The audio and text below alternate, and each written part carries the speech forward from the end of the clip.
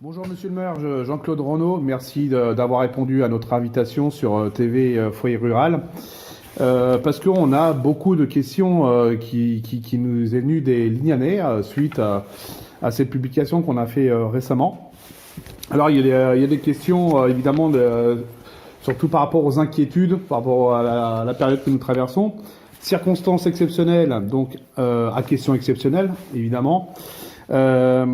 Et actuellement, c'est vrai qu'on vous restez assez discret sur cette situation actuellement, donc c'est pour ça que cette émission est opportune. Et donc, encore une fois, merci d'avoir accepté. Donc, ça va permettre d'éclairer un petit peu sur les questionnements que vous avez, sur votre pensée, sur la façon que vous voyez les choses. Donc, on m'a posé un tas de questions et je m'en fais un petit peu. Donc, le foyer rural s'en fait un petit peu le porte-parole donc de la population lignanaise. Donc je m'en excuse, mais nous allons parler donc en toute franchise, autant qu'on pourra. Donc première partie, donc on va parler donc des élections municipales, une liste seulement surlignant 100% des votes et 23 sièges, mais une participation très basse avec 34,51% des votants inscrits.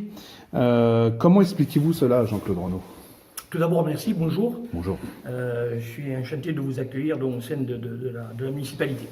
Je vais revenir, avant de répondre à votre question, oui, à ce que vous avez précisé, que vous trouvez que nous sommes discrets. Il faudrait peut-être que vous alliez sur le site de la commune et vous verrez que sur le site de la commune, j'ai fait passer 2 messages en l'espace de ces 6 premières semaines de confinement. Donc, si vous estimez que la discrétion, elle est là, alors ouais, je veux bien entendre que ce soit de la discrétion. Je pense que la commune a mis pas mal de choses en place. C'est encore sur le site de la commune de Lignan. Donc, aide aux personnes âgées concernant les coûts, portage de repas. Nous avons mis en place une collecte de déchets verts, mais le Cicton, lui, par lui-même, depuis hier lundi, donc, a réouvert la déchetterie uniquement pour les déchets verts. Donc voilà, nous allons rencontrer, nous avons encore été ce matin avec le 1er adjoint, les personnes qui sont donc seules et en difficulté pour prendre de leurs nouvelles et voir effectivement ce que nous pouvons leur apporter. Alors effectivement, on ne met pas ça dans tous les journaux, on ne le crie pas aux fenêtres, mais enfin, voilà, si vous estimez que la discrétion elle se situe à ce niveau-là, eh bien je veux bien être discret et continuer dans la discrétion que je suis en train de faire actuellement. Ça ne me gêne pas. Deuxième point, pour revenir à la question que vous me posez concernant les élections municipales. Oui. La date du 15 mars qui a été choisie avec le maintien des élections municipales ne m'incombe pas moi. Elle incombe aux plus hautes autorités de l'État qui ont décidé effectivement de maintenir les élections municipales le 15 mars et le premier tour. Une seule liste sur la commune de Lignan. Peut-être vous m'envoyez, je ne dirais pas désolé puisque ce n'est pas le terme exact que j'emploierais, mais là aussi ça ne m'incombe pas à moi. Je n'ai jamais rien dit ou rien fait pour que d'autres personnes veuillent s'engager au sein de la commune. Le faible taux de participation lié, je crois, à 2 phénomènes. Le premier phénomène, une seule liste sur la commune du Lignan, c'est vrai que ça n'engendre pas les personnes à venir voter. Et puis le deuxième phénomène, effectivement, cette propagation du virus et cette peur, cette incertitude que les gens ont fait qu'effectivement, eh bien, les gens ne se sont pas déplacés en masse. Exactement. Alors, est-ce que vous regrettez donc ces élections qui ont lieu justement au 15 mars, juste après l'élection du président, donc sur ce confinement et l'autorisation d'aller voter? Qu'est-ce que vous en pensez? Encore une fois, moi je ne le regrette pas. C'est une décision qui est indépendante de notre volonté, qui a été prise au plus haut sommet de l'État. Nous l'avons respectée. Si on nous avait dit le premier tour est annulé, ben nous aurions annulé le premier tour. Ouais, donc il n'y en a pas. Le seul regret que l'on peut avoir, effectivement, c'est le faible taux de participation qui, pour moi, est lié aux 2 conséquences que je vous ai évoquées tout à l'heure. Alors, la question suivante, est-ce que vous êtes pour le report de toutes les élections comme demande tant de maires? S'il y a eu lieu... Alors là, je crois que l'on assiste à quelque chose quand même que je dirais d'extraordinaire. Ma pensée à moi, c'est que on nous a demandé d'organiser, de faire le premier tour des élections. Ce qui a été fait, des résultats ont été obtenus, avec un faible taux de participation, il est vrai. Et pourquoi remettre en cause quelque chose qui a été fait? J'ai l'impression qu'on se dirait au concours l'épine du maire qui va pondre le plus grand arrêté ou qui va évoquer la plus grande manifestation ou annulation de manifestation qui puisse avoir lieu. Pourquoi devrions-nous annuler quelque chose qui a été décidé par les hautes autorités de l'État? Donc moi, de ce côté-là, je ne vois pas pourquoi on devrait annuler ces élections du 15 mars. Après, comme elles ont été mises en place, si cela devait être le cas, eh bien, on se soumettrait à ce qu'on nous demanderait de faire, bien sûr. D'accord, alors merci Jean-Claude Rondeau. On va parler, donc parlons de décisions politiques. Pour vous, y a-t-il donc des décisions que vous ne comprenez pas quand on parle de confinement tout en autorisation de sortir pendant la journée? Qu'est-ce que vous en pensez de cela? Alors, déjà, le peuple français n'est pas habitué, si vous voulez, à être privé de liberté.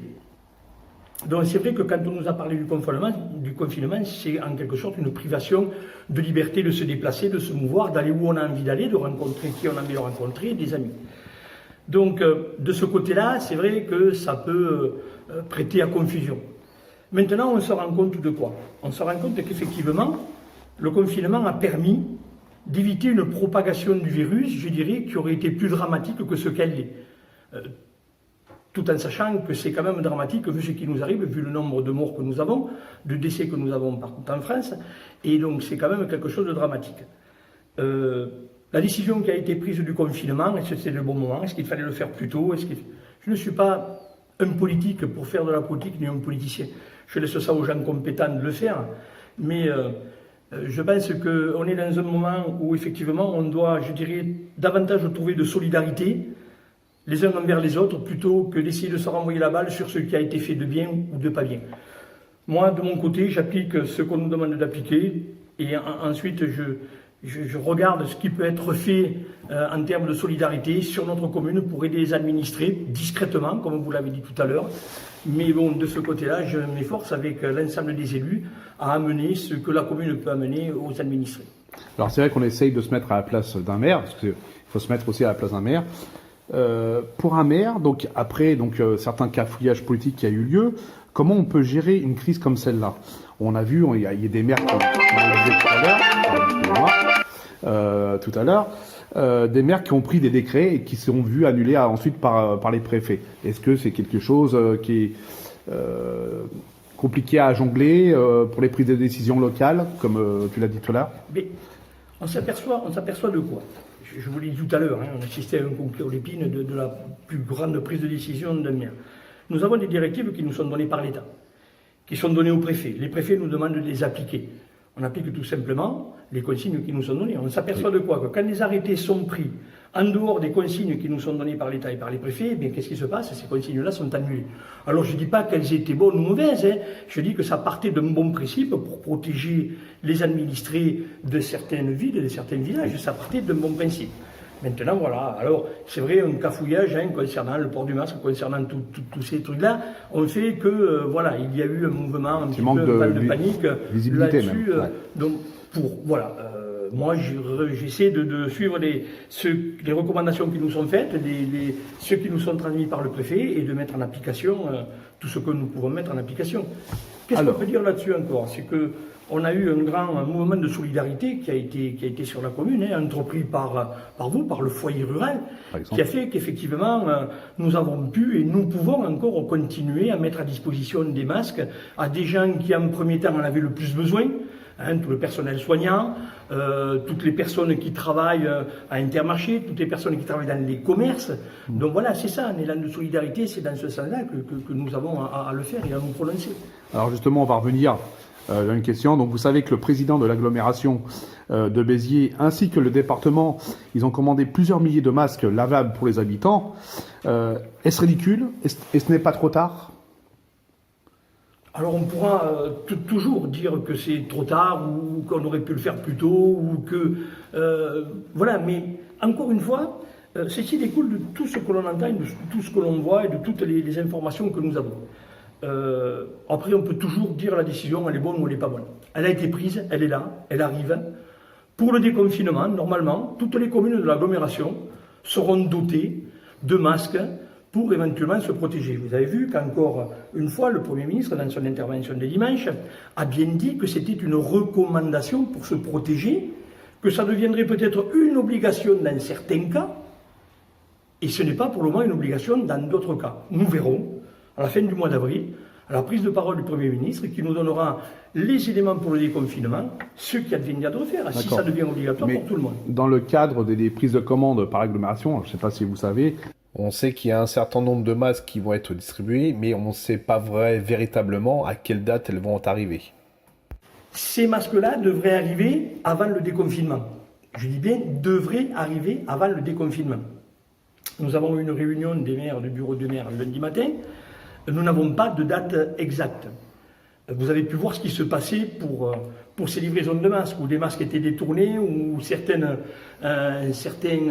grands pays les surenchérissaient au niveau des commandes. Donc voilà, vous dire aujourd'hui, oui, l'agglomération, le département se sont engagés effectivement à fournir un nombre de masques suffisant pour chaque administré de l'agglomération. Concernant la commune de Lignans, ce sera 7000 masques qui normalement devraient arriver avant le déconfinement du 11 mai. Je dis bien devrait, tout est au conditionnel. Dès que j'aurai un peu plus d'informations là-dessus, eh bien je communiquerai pour en informer les administrés de la commune. Alors super, merci Jean-Claude Renaud. On a une question de Nathalie Saran de l'association Fiesta Ambiance, qu'on salue ici. Quelles seront les procédures de distribution lorsque les masques seront arrivés?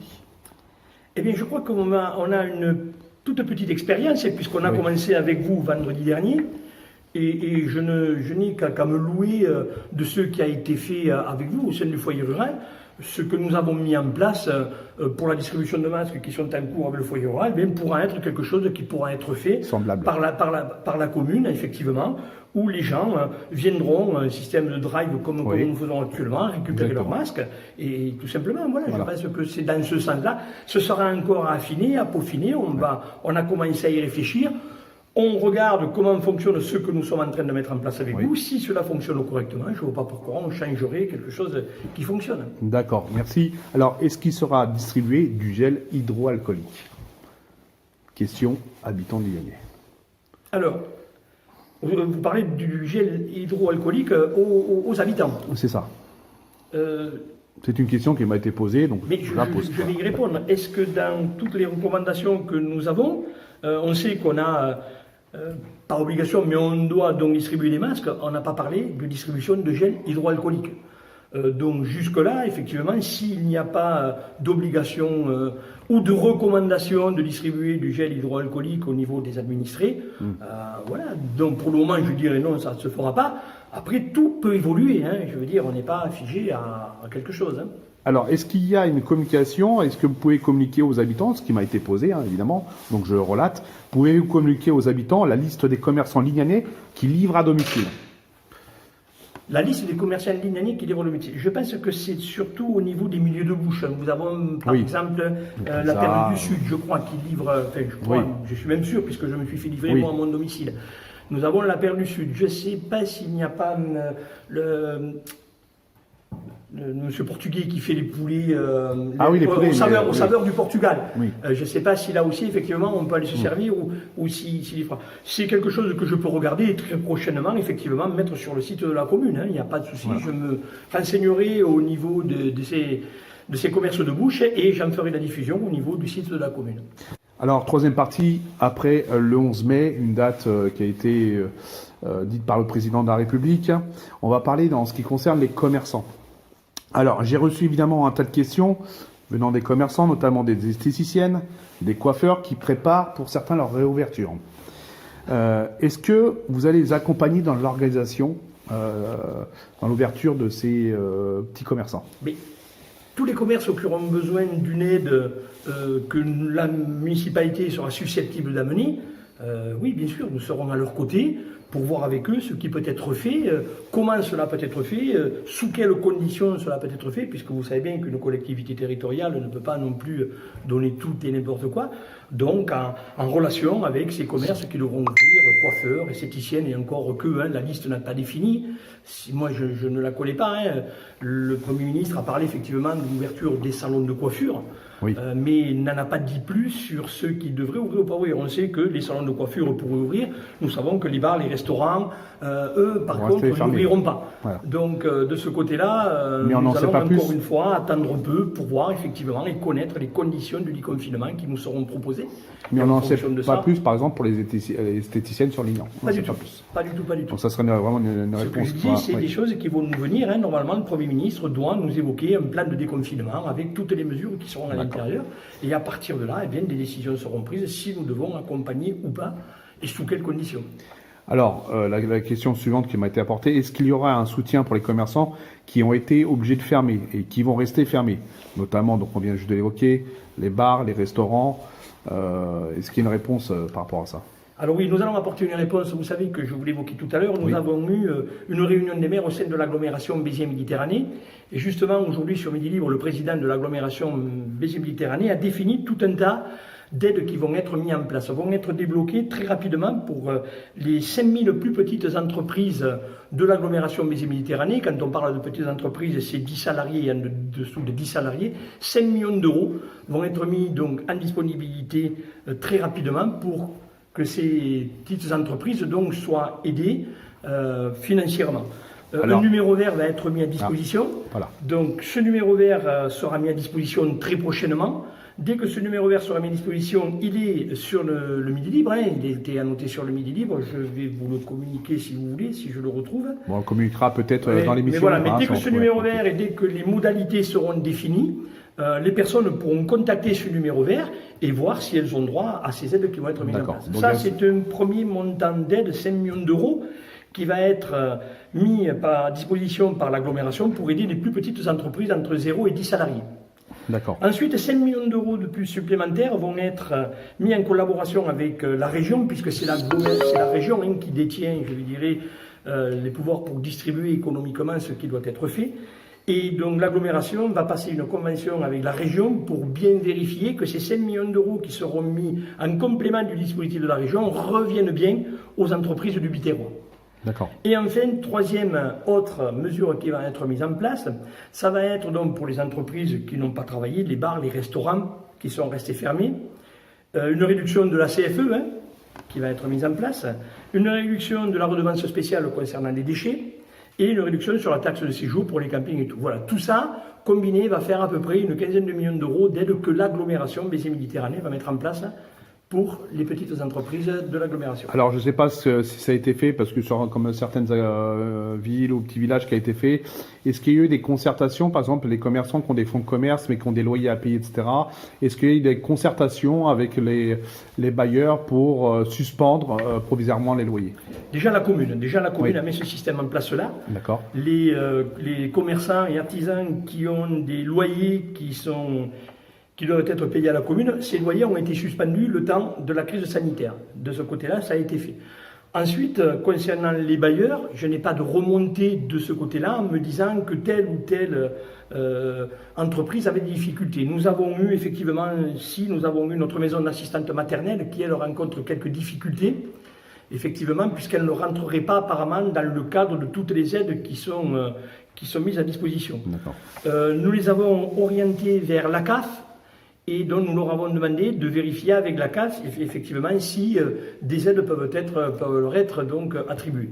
Je rentrerai en contact très prochainement de nouveau avec ces personnes-là pour voir effectivement si elles ont obtenu et si nous, du côté nous pouvons faire quelque chose pour les aider administrativement à monter les dossiers et à compléter les dossiers.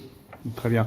Même si on a rapporté nous la réponse en termes de foyer rural pour les masques, la question suivante, ça a été, mais je la pose tout de même, pour ces petits commerçants, enfin en tout cas pour les coiffeurs, esthéticiens, on ne sait pas encore, et ça on vient de l'évoquer, est-ce qu'ils auront pour ces ouvertures des masques? Alors, j'ai répondu qu'effectivement le foyer rural se ramène de leur fournir les masques. Si jamais on avait un retard de production, en tout cas, nous on continue. Voilà, la question Manu est la bienvenue, mais je crois que la réponse est celle-là. En concertation avec vous, puisque nous vous aidons à la fabrication de ces masques, puisque nous fournissons ce dont vous nous demandez, de ce côté-là, dont nous fournirons avec vous, effectivement, avec nos couturières qui font un travail remarquable, parce qu'il faut le saluer aussi quand même. Et j'y reviendrai à la fin un petit peu pour remercier les différentes personnes qui sont impliquées là-dedans. Donc effectivement avec vous, en fonction de ce qui vous manquera, nous serons là pour vous aider, pour fournir effectivement des masques. Si nous n'avons pas reçu encore ceux de l'agglomération, le contingent de l'agglomération, eh bien nous ferons en sorte, avec vous le foyer rural, de fournir des masques à toutes ces personnes-là, bien sûr. Merci d'avoir répondu en tout cas en ce qui concerne le sujet des commerçants. On va parler donc d'un sujet un peu délicat qui suscite beaucoup de questions, les écoles. Voilà. On sait qu'après le 11 mai, la reprise des écoles, donc un sujet peut-être délicat, Michel Blanquer a précisé donc les dates d'entrée qui se feront sur plusieurs étapes. Ce qui a été fait. Donc, on parle d'une reprise de grandes sections, CP et CM2 dans un premier temps, qui reprend le 11 mai. Et ensuite, d'après ce qui avait été dit, après le 23 mai, en ce qui concerne des groupes avec des groupes de 15 a priori, parce que vous le sachez, on est à environ 27 élèves en moyenne par classe. Mais sur le terrain, comment vous voyez un petit peu cette organisation? Alors, tant que les choses n'avaient pas été définies, il semblerait, comme vous venez de le dire, effectivement, après ce que monsieur le ministre de l'Éducation a dit, qu'effectivement, donc, à partir du 11 mai, entreront donc les grandes sections maternelles, les CP et les CM2. À raison, alors, c'est pas encore défini, ils disent qu'il pourrait que ce soit 15 élèves par classe, voire encore, les modalités ne sont pas encore tout à fait définies. Donc, une fois que les modalités seront définies, que nous aurons le nombre d'élèves que nous aurons par classe, eh bien, on va regarder comment on met en place les classes, effectivement, pour qu'il y ait la distanciation que l'on nous demande entre les élèves, pour pas qu'ils ne soient trop près, et la façon dont nous allons procéder, nous, effectivement, ensuite, pour nettoyer, pour décontaminer. Voilà, tout ça va être mis en place au fur et à mesure que nous aurons les informations. Nous avons quelques premiers éléments qui viennent de tomber là. Oui. Donc, grande section CP, grande section maternelle, pardon, oui. CP, CM2. À raison, pour le moment, de 15 élèves par classe. Nous allons voir en fonction de ça, attendre vraiment les compléments d'information, puisque c'est encore, oui. Il l'a précisé, donc c'était des pistes, donc c'est le travail qui va être terminé prochainement, et le Premier ministre nous donnera les éléments en fin du mois d'avril pour que nous puissions effectivement à partir de là regarder comment nous allons mettre en place. Donc, si je comprends bien, donc vous êtes favorable évidemment à l'ouverture des classes à partir du 11 mai, malgré que certains parents se posent la question, et beaucoup de parents hésitent ou ne veulent pas mettre leurs enfants à partir du 11 mai. Par crainte, peur, qu'est-ce que vous répondez à cela? Mais c'est tout à fait légitime, et nous sommes dans un pays de liberté. Donc voilà, chacun prendra la décision qui lui paraît être la bonne. Moi, j'aurai une décision à prendre concernant si on ouvre le groupe scolaire ou si on ne l'ouvre pas. J'ai eu un entretien ce matin avec la directrice de l'école, et j'ai dit à la directrice de l'école qu'une fois que nous aurions les tenants et les aboutissants de comment nous pourrons faire, eh bien, j'organiserai une réunion avec la directrice de l'école, les parents d'élèves, la directrice générale des services et nos responsables de services de la commune. J'écouterai tout le monde, j'entendrai ce qui m'est dit, ce que les gens pensent, ce ne pensent pas, ce qu'ils voudraient, ce qu'ils ne voudraient pas, et en fonction de ça, eh bien, il faudra que je prenne une décision, effectivement, sur l'ouverture ou non de l'école.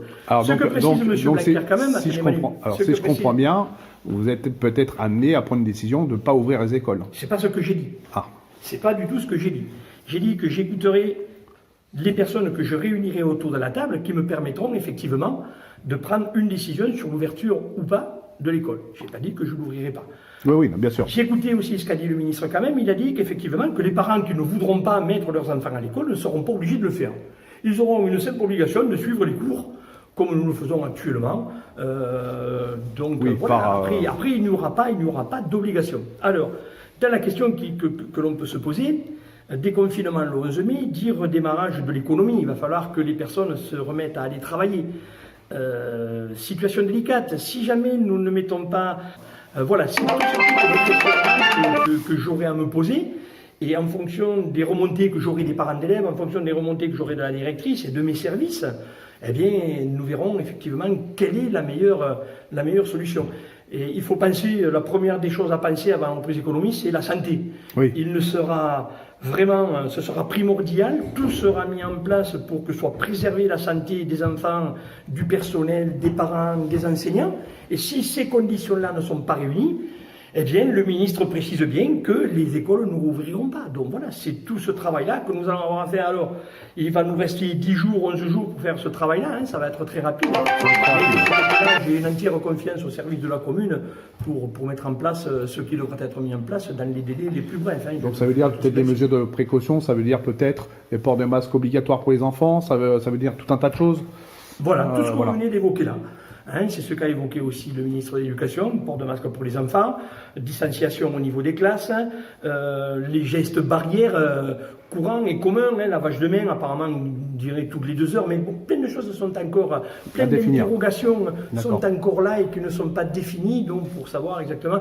Mais une chose est primordiale, ce sera d'abord la préservation de la santé des enfants, de l'ensemble du personnel, des enseignants, de toutes les personnes qui seront amenées à participer à la rentrée scolaire du 11 mai si elle se fait. Merci en tout cas de ces réponses qui méritent évidemment réflexion et puis au moins on a une vision des choses. En termes de manifestation, voilà, donc on va parler manifestation puisque c'est un autre sujet qu'on ouvre aujourd'hui. On a appris par mail que toutes les activités sportives, associatives et toutes sortes de manifestations, si bien estivales, seront annulées jusqu'au 31 août. Est-ce que vous comprenez 31 août? Ce que j'ai été reçu par mail. Sur la commune. Par les services de la commune. Hein. Sur la commune, on a mis 31 juillet. Ah, alors il y a peut-être une erreur, mais bon, à vérifier. Voilà. Mais j'étais surpris à pas de 31 août parce qu'à parler du mois de septembre après derrière. On va partir pour le moment jusqu'au 31 juillet. D'accord. Hein, puisque si vous regardez dans les autres communes, moi je ne vais pas faire différemment dans les autres communes. Hein, à Béziers, ils prendront la décision de la férier au mois d'août, au mois de juin. Donc voilà, toutes les festivités jusqu'au 31 juillet, donc effectivement, sont annulées ou reportées éventuellement, hein, pourquoi pas. Mais je vois mal la fête de Lignan qui se déroule la 3e semaine de juillet, de la reporter au mois de septembre, au mois d'octobre. Enfin voilà, certaines manifestations qui ne pourront pas être reportées. Donc ça veut dire pas de commémoration du 8 mai, pas de feu d'artifice, ni de la musique. On vient d'avoir des recommandations concernant la commémoration du 8 mai. Alors la commémoration du 8 mai, elle va pouvoir être faite dans les communes, mais à comité très très restreint. C'est-à-dire que le maire pourra effectivement se rendre sur place, faire un dépôt de gerbes, sans public, évidemment, sans public. Donc voilà, c'est les dernières recommandations que nous venons de recevoir de la ministre et qui nous dit qu'effectivement, voilà ce qui est possible de faire et ce qui n'est pas possible de faire. Je viens de le recevoir aujourd'hui. Donc la commémoration du 8 mai pourra avoir lieu, mais pas comme avant. Nous ferons une commémoration en comité très très restreint. Je contacterai donc les présidents de la FNACA et des anciens combattants pour voir comment ensemble nous pouvons organiser tout ça. Donc après, nous, même si on a pris évidemment des décisions qu'il n'y aura plus de reprise de cours, ce qui était une évidence, même si les internautes disaient oui, mais est-ce qu'il n'est pas trop tôt pour prendre des décisions, je dis même si on le voulait, on serait pris de toute façon au-dessus par la mairie. Et je pense que ça, c'est donc jusqu'au 31 juillet. En tout cas, c'est un décret qui a été pris par la mairie. Moi, je pense que c'est une bonne solution. D'accord. Très bien. Parce que bon, comme j'avais eu qu'il n'y avait pas de décret du ministère, j'avais rien vu passer. Donc là, c'est vraiment local que ça se prend. Pour le moment, ce que l'on sait, c'est que le décret du ministère, ce que j'ai entendu il n'y a pas longtemps, c'est que l'ouverture des plages est interdite jusqu'au 31 juillet. Ça, c'est quelque chose qui est officiel de la part du ministère. Donc, voilà. Je me vois mal quand même, puisque le président de la République a dit que normalement, jusqu'à la mi-juillet, toutes les grandes manifestations ne devraient pas avoir lieu. Oui. Je me voyais mal, après le 15 juillet, organiser la fête de Lignan et un samedi, avoir plus de 2000 jeunes qui viennent sur une soirée mousse. Ne sachant pas où on en est, je ne suis pas là pour prendre des risques aux gens. Il y a des décisions qui sont à prendre, elles sont ce qu'elles sont, elles valent ce qu'elles valent. Elle a été prise comme ça, en disant jusqu'au 31 juillet, on annule toutes les manifestations. Au mois d'août, normalement, nous n'avions pas de manifestation importante. Non. Ça reprenait au mois de septembre, la première semaine de septembre, l'accueil des nouveaux arrivants et les associations. Les associations, là, collaboration si tout se passe bien. Si tout se passe bien, eh bien, nous verrons. Cette manifestation-là, si elle n'a pas lieu la première semaine de septembre, elle peut être effectivement repoussée. C'est pas quelque chose de gênant. Non. Si on l'a fait au mois d'octobre, si on l'a fait un peu plus tard, ça, c'est pas quelque chose qui est gênant. Donc ça, nous verrons ensemble avec les associations concernées comment nous pouvons effectivement ou la faire à la date prévue ou effectivement la reporter un peu plus loin. Alors, une question qui revient sur le tapis. Les nouvelles salles associatives seront disponibles pour la saison prochaine ? Elles sont à votre disposition. Très bien, merci. Merci donc côté manifestation, on va parler de la déchetterie. J'ai vu que la Domicienne, la communauté de communes, réouvre la déchetterie à partir d'aujourd'hui pour Cazoul et Nissan, mais sur rendez-vous. Est-ce que vous allez prendre des mesures également sur ce même type de... Et notamment, on va les prendre, mais elles sont prises. Pour la déchetterie, hors déchetterie verte, là. Hein. Je parle Alors, toute ordure ménagère. Non, les ordures ménagères, c'est quelque chose qui fonctionne, puisque hein, vous voyez les camions, les oui, ordures ménagères sont enfin, ramassées, pour les... Oui, oui. Tout ça, c'est ramassé. Alors, pour le moment, ce qui est mis en place, c'est pour les déchets verts et déchets verts uniquement. Pourquoi? Parce que les filières qui nous permettent d'évacuer tous les encombrants, elles aussi sont arrêtées. Oui. On n'a plus de filières pour les D3E, pour le bois, pour les plastiques, pour les cartons. On n'a plus de filières qui fonctionnent pour nous permettre d'évacuer ça. Donc, effectivement, on ne peut pas rouvrir les déchetteries pour tout ce qui est encombrant, D3E et autres matériels électriques, puisque nous n'avons pas de filières pour les évacuer. Une fois que les filières se sont remises à travailler pour évacuer tous ces matériaux-là, eh bien effectivement, oui, nous remettrons en place le fonctionnement normal de la déchetterie. Mais je ne vais pas vous dire que ça va se faire demain. Ah oui, bien sûr. Pour le moment, comme il y a quelques déchetteries qui ont été rouvertes. À partir de hier, a été mis en place, sur prise de rendez-vous sur un numéro vert, simplement les déchets verts que nous pouvons amener donc à la déchetterie. Merci pour ces explications. Alors, message aussi des nouveaux habitants, parce qu'on parlait tout à l'heure pour septembre, c'est les nouveaux arrivants. Donc, on m'était posé une question. Peuvent-ils actuellement déménager dans leur nouvelle propriété? Alors, j'ai le cas qui s'est posé sur la commune, hein, puisque on a eu le cas d'un déménagement, hein, des personnes qui habitent Cazaux, qui avaient acheté une maison sur la commune de Lignan, et la maison qui a été vendue devait déménager aussi. Sur une simple attestation sur l'honneur, il faut qu'ils fassent une simple attestation sur l'honneur, en indiquant les raisons pour lesquelles ils peuvent le faire. Les déménagements peuvent être faits, sous certaines conditions, bien sûr, hein, nombre de personnes. Avec un nombre de personnes réduit. Il est hors de question de faire un déménagement avec 10, 15 ou 20 personnes et de finir par un barbecue ou un apéritif, c'est compréhensible.